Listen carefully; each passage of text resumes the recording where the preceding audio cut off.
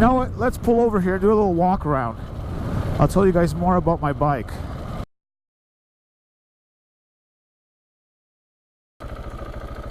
Now that's kind of a bad idea as we have a tick explosion. Here, we'll get off the grass. I don't know if ticks are out yet. I don't know anything about ticks, but last year, or sorry, 2 years ago, I went out on my F800 and I did the same sort of thing, pulled off, went on the grass to take a picture of my bike.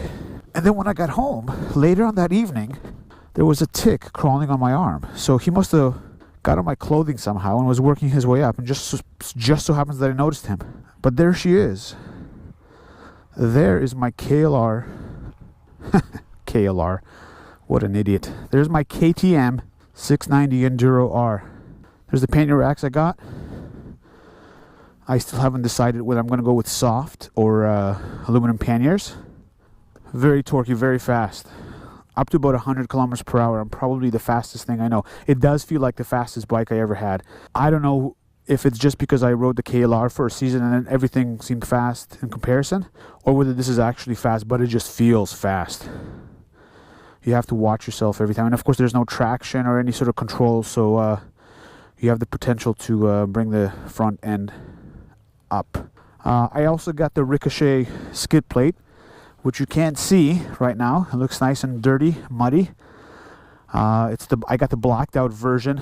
The only problem with that version is that the black, you can't really tell, but it's a little bit purpley compared to the blacked out engine bits, so it clashes a little bit.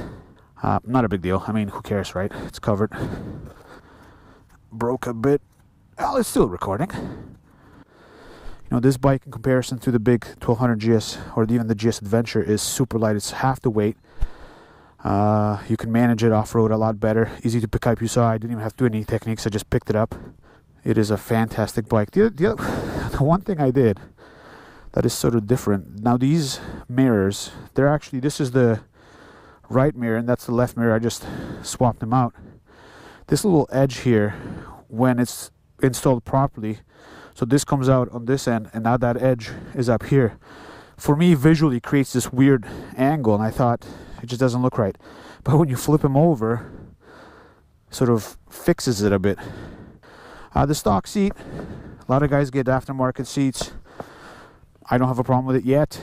I haven't been on any big long rides, but so far it's okay. Like most of my rides are 45 minutes to an hour and I haven't had a complaint. Like on some of the other bikes I've ridden off-road where they had a bench seat, it was pretty much after a minute I realized, hey, this is uncomfortable, and in about 20-30 minutes it became unbearable. Whereas this, I don't have a problem riding it at all. Yeah, so anyways, there she is, and we'll see how she handles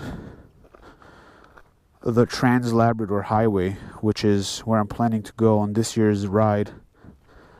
Let's get going.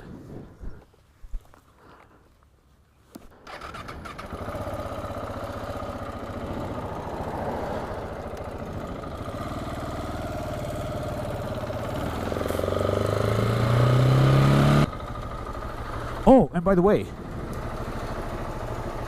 ladies and gents, don't be jealous. Oh yeah, that happened.